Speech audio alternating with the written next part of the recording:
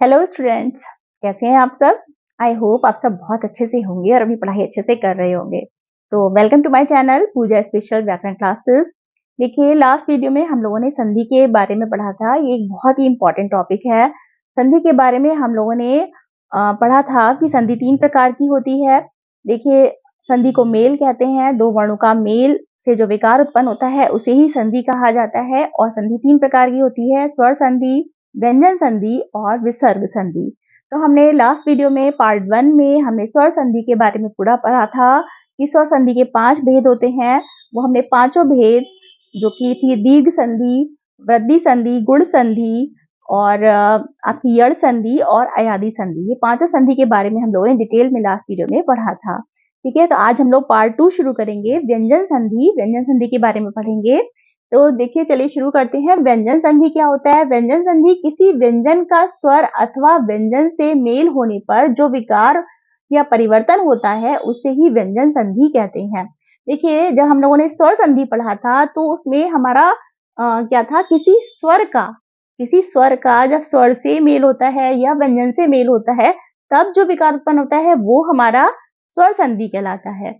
उसमें शुरू में स्वर था, लेकिन इसमें शुरू में क्या है, व्यंजन है। मतलब दो चीजों का मेल तो होगा ही, है ना। ऐसे करके दो आपका वर्ण या दो वर्णों का मेल होगा, तो जो पहला वर्ण था उसमें वो स्वर था, लेकिन इसमें जो पहला वर्ण है वो व्यंजन होगा। ठीक है, तो व्यंजन का अब इसके बाद दूसरे वर्ण में स्वर हो या व्यंजन से मेल होने पर जो विकार उत्पन्न होता है वह व्यंजन संधि कहलाता है। अब जैसे सत्य प्लस जन, क्या मिलकर बना? सज्जन। अब ता क्या है इसमें? ता आपको पता है व्यंजन है ना। ता और ये दूसरा भी हमारा व्यंजन है, तो सत्य प्लस जन मिलकर बना सज्जन। इसी तरह से दिक का हमारा व्यंजन है, तो दिक प्लस गज मिलकर क्या बना? दिग्गज। अब इसके बहुत सारे कुछ नियम है कि व्यंजन संधि कैसे बनती है। कभी कभी हमें इसमें बहुत कंफ्यूजन हो जाता है, हमें लगता है ये स्वर संधि का ही कोई रूप है, लेकिन होता वो व्यंजन संधि है। तो क्या क्या नियम है, कैसे हम करेंगे, चलिए ये भी देखते हैं। देखिए, नियम नंबर 1 क्या है? वर्ग के पहले तो हमें यदि व्यंजन संधि कर रहे हैं तो हमें व्यंजनों के बारे में जानना जरूरी है। हमें व्यंजन पता होने चाहिए कौन से व्यंजन होते हैं। देखिए, हम लोग जो का खा गा पढ़ते हैं वही व्यंजन है। इसमें क्या होता है, इसको हम 5 वर्गों में बांटते हैं। का वर्ग जैसे, इसीलिए मैंने व्यंजन यहाँ पे लिख दी है, क्योंकि व्यंजन जो है आपको बार बार व्यंजनों की जरूरत पड़ेगी और उसमें मुझे ये बताना पड़ेगा ये पंचमाक्षर ये तीसरे वर्ग है, तो इसीलिए मैंने यहाँ पर लिख दिया। इसको आपको लर्न करना होगा, आपको ध्यान रखना पड़ेगा इसका। देखिए, का वर्ग में का खा गा घा अड़ा, चा वर्ग में चा छा जा झा या, टा वर्ग में टा ठा डा ढा अड़ा, ता वर्ग में ता था दा धा ना, और पा वर्ग में पा फा बा भा मा। ये हमारे स्पर्श व्यंजन भी कहलाते हैं। और इसको जो पहला वर्ण होता है उसी को नाम पे का वर्ग, चा वर्ग, टा वर्ग, ता वर्ग और पा वर्ग इसके नाम रखे गए हैं। और जो ये लास्ट का अक्षर होता है अड़ा या ड़ा ना मा, ये क्या है? पंचमाक्षर कहलाते हैं। इनका मैं यूज अभी बताऊंगी। तो ये पंचमाक्षर होते हैं, इसे ध्यान रखिएगा। इसके अलावा यारा लावा शा, ये अंतःस्थ व्यंजन होते हैं। और श श सा हा जो है ये उष्ण व्यंजन होते हैं। ये हमने जब वर्ण पढ़े थे, जो व्यंजनों के बारे में पढ़ा था, तो ये सब पढ़ा था। तो अब देखते हैं कि नियम क्या है। पहला नियम देखिए, वर्ग के पहले वर्ण का तीसरे वर्ण में परिवर्तन। वर्ग यानी कि ये का वर्ग है, ये वर्ग है, ये सारे वर्ग हैं। इसका जो है, जो पहले वर्ण का यदि आता है तो पहला वर्ण किसमें परिवर्तित हो जाता है? तीसरे वर्ण में। यानी कि का परिवर्तन किसमें हो जाएगा? गा में। यदि कहीं का आ रहा है तो उसका परिवर्तन गा में हो जाएगा। चा आ रहा है तो जा में परिवर्तन हो जाएगा। ता आ रहा है तो दा में। जैसे ता का दा, तीसरा वर्ण क्या है? दा में परिवर्तन हो जाएगा। अब देखिए एग्जाम्पल देखिए, जैसे दिक प्लस अंबर, क्या मिलके बन गया? दिगंबर। अब का, क्योंकि यहाँ पर का आ रहा है तो इसका क्या बनेगा? का को हम लोग तीसरे वर्ण में बदल देंगे, गा में बदल देंगे, तो क्या बन जाएगा? दिगंबर। इसी तरह से मान लीजिए उल्टा आए, दिगंबर शब्द दिया जाए और उसका आपको संधि विच्छेद करना हो तो आप क्या करेंगे? दिगंबर में देखिए गा है तो हमें नियम पता है कि गा कैसे बना होगा। तो गा यानी कि ये गा बना है, यानी कि ये तीसरा वर्ण है, तो इसका हमें पहला वर्ग हमको देखना पड़ेगा। तो हम पहला वर्ग यानी का, हम इसमें दिक प्लस अंबर, इस तरह से हम इसकी विच्छेद कर देंगे। ठीक है, इसी तरह से देखिए अच प्लस अजंता, तो अजंता है तो हमें चा का हमने जा कर दिया है ना, चा को हम जा से परिवर्तित कर देंगे। चा वर्ण है और इसका तीसरा वर्ण जा है। ठीक है, इसी तरह से उत प्लस घाटन क्या बना उद्घाटन, ता को दा में परिवर्तित, ता को हमें दा में परिवर्तित करना होगा तीसरे वर्ण में। ऐसी उद्घाटन यदि शब्द दिया है तो हम चेंज कर लेंगे कि दा किससे मिलकर बना होगा, यानी कि दा का पहला वर्ण हमारा ता वर्ग का है तो ता आ जाएगा उत प्लस घाटन। आई होप ये क्लियर हो गया होगा पहला नियम। अब दूसरा नियम देखते हैं, वर्ग के पहले वर्ण का पांचवें वर्ण में परिवर्तन। अब देखिए कहीं पर आपको इस तरह के शब्द दिए होंगे तो आपको वर्ग के जो पहला वर्ण है इसका हमारा पांचवा वर्ण यानी कि पांचवा ये पंचमाक्षर जो मैंने लिखा है का इसमें परिवर्तन हो जाएगा अड़ा में, चा का टा का अड़ा में, इस तरह से जो पंचमाक्षर लिखा है पांचवें वर्ण में परिवर्तन हो जाएगा। अब देखिए कैसे, जैसे वाक प्लस मैं यानी कि वांग में, अब का परिवर्तन किसमें हुआ, अड़ा में। इसी तरह ता का परिवर्तन ना में, क्योंकि इसका ता का जो है ता का पंचमाक्षर क्या है ना। इसी तरह टा का अड़ा में और इस तरह से परिवर्तन हो जाएगा। देखिए तो वाक प्लस में क्या बना वांग में, है ना। इसी तरह से देखिए सत प्लस मार्ग यानी क्या बन गया सन्मार्ग, ये ना बन गया आधा ना, ता को हमने ना में परिवर्तित कर दिया। इसी तरह से यदि उल्टा है आपको सन्मार्ग आए यदि शब्द तो आप क्या करेंगे, ना का जो आपका पहला वर्ग होगा ना आपका पंचमाक्षर है तो ना का जो पहला वर्ण है ता उसमें हम परिवर्तित कर देंगे तो हम लिख देंगे सट प्लस मार्ग। ठीक है, इसी तरह देखिए षट प्लस मास क्या बन के बना षणमास, ता को अड़ा में परिवर्तित कर दिया। उत प्लस नति उन्नति, इसी तरह से ता को फिर से ना में परिवर्तित कर दिया। यदि या फिर हमें उन्नति का यदि बनाना है तो हम ना को हम ता में परिवर्तित कर देंगे, पहले अक्षर में देख लेंगे। ठीक है, ये भी नियम क्लियर हो गया होगा आपको अच्छे से। अब तीसरा नियम देखते हैं, ता संबंधी कुछ नियम है। ता संबंधी नियम जो है यहाँ पे द्वितीय व्यंजन होता है बहुत सारे, जैसे आपका शब्द होते हैं ना, जैसे उच्चारण है या आपका उड्डयन है, उल्लास है ना। इस तरह से जो शब्द होते हैं जहाँ पे उज्जवल है, यहाँ पे वर्ण की आवृत्ति होती है, जहाँ पे द्वितीय व्यंजन होते हैं वहां पर अधिकतर हम ता वर्ण का यूज करते हैं, आधा ता बनाते हैं। अब देखिए जैसे आधा त प्लस आधा चा क्या बन गया च चा, है ना। आधा त छा मिलकर चा छा और त जा मिलकर बना, जैसे देखिए एग्जाम्पल देखिए उत प्लस चारण क्या बना उच्चारण, है ना। यानी कि उच्चारण को हमें तोड़ना होगा तो हम इसे उत प्लस चारण में तोड़ेंगे। तत् प्लस छाया क्या बना तत्छाया। उत प्लस ज्वल उज्ज्वल, उज्ज्वल शब्द बहुत आता है। उज्ज्वल को देखिए दो जा होते हैं इसमें आधे, अब इसमें जा को हमने यदि हम संधि विच्छेद करेंगे इसका तो हम जा का हम किस में करेंगे ता में, उत प्लस ज्वल। जहां पे इस तरह से द्वितीय व्यंजन लिखेंगे हम उसको वहां पर ता में जो है विच्छेद करते समय उत इस तरह से लिख देंगे, है ना ता। ऐसी त टा मिलकर टा चा, ये सारे कुछ एग्जाम्पल्स हैं। इसी तरह देखिए वृहत टीका, वृहत प्लस टीका, है ना। वृहत दा को हमने फिर से ता लिख दिया, ता धा प्लस टीका तो वृहत टीका। उत प्लस डयन क्या मिलके बन गया उड्डयन, उड्डयन यदि है तो यहाँ पे भी हमें तोड़ने में क्या करेंगे उत प्लस डयन। फिर उत प्लस लास उल्लास, उल्लास शब्द भी हमारा द्वितीय व्यंजन में आ रहा है उत प्लस लास। उदाहरण उत प्लस हरण उदाहरण, है ना। ऐसे देखिए उत प्लस श्वास उच्छ्वास, है ना। ये इस तरह से ये हमारे व्यंजन संधि में इस तरह से परिवर्तन होता है। ये कुछ नियम थे, अब एक दो नियम और हैं वो भी देखते हैं। अब देखिए चौथा है माँ संबंधी नियम। अब माँ से रिलेटेड कुछ नियम होते हैं, जैसे देखिए पहला है इसमें माँ, माँ भी आधा जिसमें हलंत लगा है, माँ के बाद कोई भी व्यंजन हो तो उसी वर्ग के पंचम, यानी कि अभी मैंने पंचम आपको वर्ण बताए थे तो उसी वर्ग के पंचम वर्ण में बदल जाता है, पंचम वर्ण के अनुस्वार में के रूप में प्रयुक्त होता है। अब देखिए यहाँ पर जैसे माँ है अधा माँ, उसके बाद हम प्लस में फिर हमें का से माता कोई भी वर्ण हो, है ना, का से माता कोई भी वर्ण आपका आ रहा हो तो वो किस में परिवर्तित हो जाएगा पंचम वर्ण। अब पंचम वर्ण कौन से होते हैं अड़ा या ड़ा ना मा, इनमें बदल जाएगा। ठीक है, तो अब जैसे देखिए सम प्लस जय, तो ये क्या होगा, संजय। इसका प्रयोग क्या होता है, अनुस्वार के रूप में होता है। जो पंचम वर्ण है उसका प्रयोग अनुस्वार के रूप में होता है, इसलिए यहाँ पर बिंदी लग जाएगी। तो सम प्लस जय संजय, सम प्लस तोष संतोष, अहम प्लस कार तो अहंकार। इस तरह से ये बन जाएगा। दूसरा नियम है माँ का ही। देखिए माँ के बाद या रा ला वा शा शा सा हा तो हो, तो माँ अनुस्वार का रूप ले लेता है ना, अनुस्वार का रूप ले लेगा। देखिए जैसे मादा है, इसके प्लस हमें या रा ला वा शा सा हा, यदि कोई भी स्वर है तो वो क्या बन जाएगा, अनुस्वार बन जाएगा। ठीक है, अनुस्वार का रूप ले लेगा। देखिए जैसे है सम प्लस रचना, अब रा क्या है, या रा ला वा में इसमें से कोई स्वर है, सॉरी व्यंजन है, तो क्या बन गया, संरचना, है ना। सम प्लस सार क्या बन गया, संसार। ठीक है, तो ये अनुस्वार का रूप ले लेगा।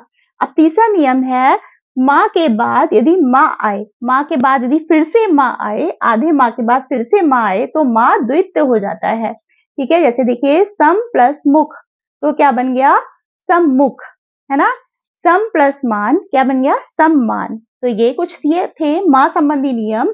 अब देखिए एक और पांचवा नियम है, री रा शा के बाद न आए तो वह ड़ा हो जाता है। यदि ये ना आए, है ना, ये ना है ऐसा वाला ना आए तो वह ड़ा, जो ड़ा खाली है वह हो जाता है। जैसे री प्लस ना क्या बन गया, ऋण। त्रश प्लस ना बन के मिलकर क्या बना, तृष्णा। परि प्लस नाम क्या मिल गया, क्या बन गया, परिणाम। ठीक है, तो इनके बाद ही ना आए तो इस तरह से ड़ा बन जाता है। अब देखिए विसर्ग संधि, तीसरी संधि है हमारी, मुख्य संधि है ये भी, विसर्ग संधि। विसर्ग संधि क्या होती है, विसर्ग के बाद स्वर या व्यंजन आने पर उनके मेल से जो परिवर्तन होता है वह विसर्ग संधि कहलाता है। अब इसमें विसर्ग संधि है तो विसर्ग पहले आएगा, यानी कि विसर्ग के बाद स्वर या व्यंजन आने पर उनके मेल से जो परिवर्तन होता है वह विसर्ग संधि कहलाता है। जैसे दुह प्लस से पहले इसमें विसर्ग वाला आपका वर्ण आएगा, तो दुह प्लस जन क्या बन गया, दुर्जन। अब मनहा प्लस रथ मिलकर क्या बन गया, मनोरथ। अब आप देख रहे होंगे कि दुह प्लस जन दुर्जन रा में परिवर्तित हो गया या ये ओ के रूप में परिवर्तित हो गया, तो इसमें हमें थोड़ा सा कंफ्यूजन होता है कि कैसे बदले, कैसे कहाँ पे कैसे लगाना होगा। तो यही सब देखते हैं कि नियम देखते हैं, इसके कुछ नियम है। देखिए विसर्ग का जब भी हमारा विसर्ग आता है तो उसका शा फिर षटकोण वाला शा है और सा में परिवर्तन होना, ये इसमें परिवर्तित हो जाता है। कैसे, चा और छा है तो उसका शा में, क खा है, टा ठा है या पा फा है तो उसका षटकोण वाले शा में परिवर्तन हो जाएगा आधे, है ना। और तथा ता या था है तो उसका सा में परिवर्तित हो जाता है। अब देखिए जैसे दुह प्लस चरित्र है, अब यहाँ पे चा है तो इसका किस में परिवर्तित होगा, शा, है ना, ये शा में परिवर्तित होगा। तो दुष्चरित्र क्या बन गया, दुष्चरित्र। अब देखिए दुह प्लस कर है तो क्या बन गया, का शा, षटकोण वाला शा, आधा शा बन गया दुष्कर। निहि प्लस तेज है तो क्या बन गया, निस्तेज। इसी तरह नमः प्लस ते नमस्ते। इसी तरह से आप उल्टा भी यदि आपको दिया जाए कि यदि हमें शब्द दिया जाए और संधि विच्छेद करना है, जैसे नमस्ते है तो आप क्या लगाएंगे, नमः, आधा सा है तो आधे सा हमारा किस में आता है, तो हम इसके लिए विसर्ग लगाएंगे। ठीक है, तो नमः प्लस ते, इस तरह से भी हम उल्टा भी आ सकता है, तो हमें उस तरह से विच्छेद करना होगा, हमें कुछ नियम ध्यान रखने होंगे। अब देखिए दूसरा नियम है विसर्ग का रा में परिवर्तित होना, जो भी विसर्ग है उसको रा में परिवर्तित हो जाएगा वो। देखिए अब जैसे विसर्ग है प्लस के बाद हमें यदि प्लस करें कोई भी स्वर दिया जाए, या यारा लावा हो या हा हो या किसी वर्ग का चौथा वर्ण हो, पांचवा वर्ण हो, तो वो सब किस में परिवर्तित हो जाएगा, रा में परिवर्तित हो जाएगा। अब देखिए जैसे पुनः प्लस जन तो क्या मिलकर बन गया, पुनर्जन, रा में परिवर्तित हो गया पुनर्जन, मतलब विसर्ग की जगह रा लग गया, आधा रा। निहि प्लस धन क्या बन गया, ऊपर जो रा है निर्धन। दुह प्लस गुण क्या मिलकर बन गया, दुर्गुण। इसी तरह से निहि प्लस उत्तर क्या मिलके बन गया, निरुत्तर। अब कभी कभी हमें इसमें कंफ्यूजन होता है, जैसे निरुत्तर में हम क्या करें, निर प्लस उत्तर लिख देंगे, ये गलत हो जाएगा, ये हमारी संधि गलत हो जाएगी। तो यहाँ पर हमें क्या लिखना है, रा, ये कंफ्यूज नहीं होना है। कहीं कहीं हमारी उन संधि में भी ये था, हम यण संधि, कभी कभी स्वर संधि के जो रूप हैं उनमें हमें हमसे गलती हो जाएगी, तो हमें ध्यान रखना है यहाँ पर कि निरुत्तर इस तरह से आ रहा है तो यहाँ पर विसर्ग संधि होगी तो हम एक बार जरूर नियम इसको हम चेक कर लेंगे फिर से कि हम कहीं गलत तो नहीं लिख रहे हैं, उसको हमें चेक करना होगा। फिर हम देखिए निहि प्लस उत्तर, तो इस तरह से हमारा विसर्ग संधि बनेगी। एक दो नियम और हैं, वो भी देखते हैं। तीसरा नियम है विसर्ग का ओ में परिवर्तन होना। जो विसर्ग होते हैं उसको हम ओ में परिवर्तित कर देते हैं, यानी कि ओ इस तरह से ओ लिख देते हैं, ठीक है, विसर्ग की जगह। जैसे देखिए आहा, यानी कि ये विसर्ग है, प्लस इसके बाद यदि आ आए या कोई तीसरा चौथा पांचवा किसी वर्ग का तीसरा चौथा पांचवा वर्ण आ रहा है, या फिर यारा लावा आहा आदि आ रहा है, तो हमें इसको किस में परिवर्तित कर देना है, ओ में परिवर्तित हो जाता है, ठीक है। अब देखिए जैसे मनहा प्लस बल, अब इसमें आहा मनहा आ की आवाज आ रही है ना, तो आहा प्लस बा है ना, कोई भी हमारा बा वगैरह कोई भी वर्ण आ रहा है तो वो किस में परिवर्तित हो रहा है, ओ में, तो इसका क्या हो गया, मनोबल।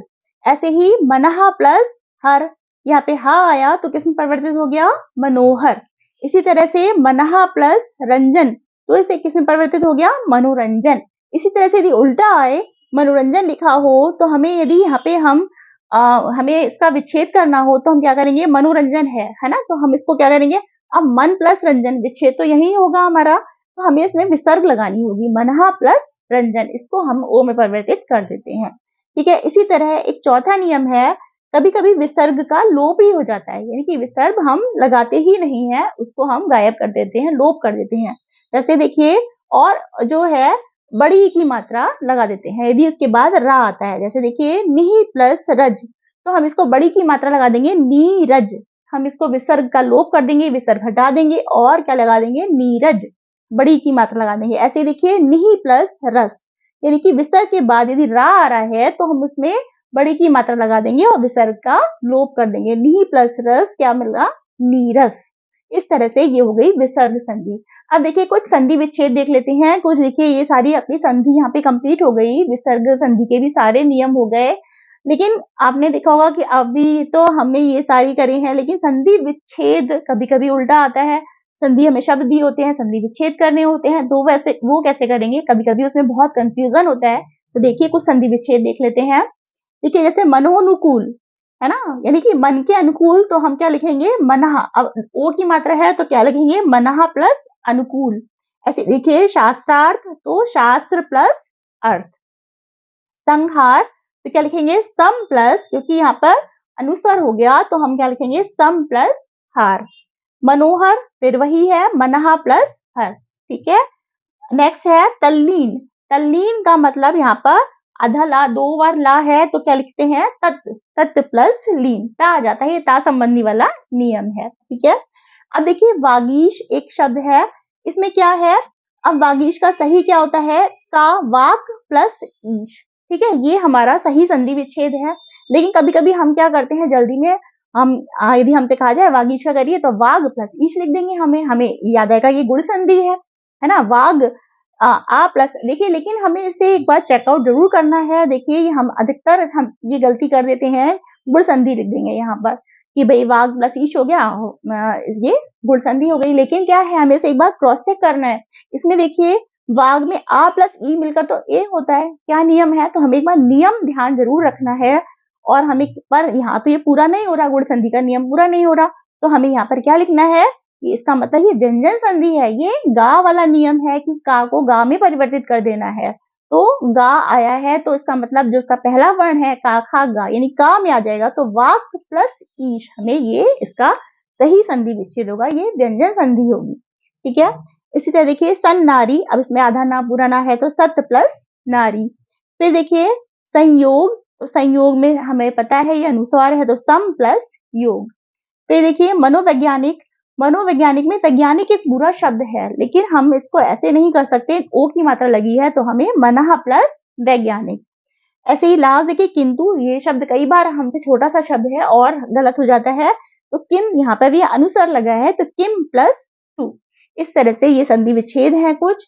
मैंने आपको एग्जाम्पल दिए ताकि आपको कंफ्यूजन ना हो कि संधि हम जोड़ के तो कर सकते हैं लेकिन विच्छेद कैसे करें, तो सभी तरह के एग्जाम्पल्स मैंने आपको बता दिए हैं। आई होप ये संधि का चैप्टर जो है बहुत लंबा है, थोड़ा थोड़ा कहीं कंफ्यूजन भी है, लेकिन मैंने काफी अच्छी तरह से समझाने की कोशिश की है, तो आई आई होप ये आपको अच्छी तरह से क्लियर हो गया होगा, ये चैप्टर पूरा अच्छी तरह समझ में आ गया होगा। यदि एक बार ना क्लियर हो तो दोबारा वीडियो देखिए, आपको पूरा अच्छी तरह समझ में आ जाएगा। तो यदि ये वीडियो अच्छी लगी हो तो वीडियो को लाइक कीजिए, शेयर कीजिए, सब्सक्राइब कीजिए। Thank you so much.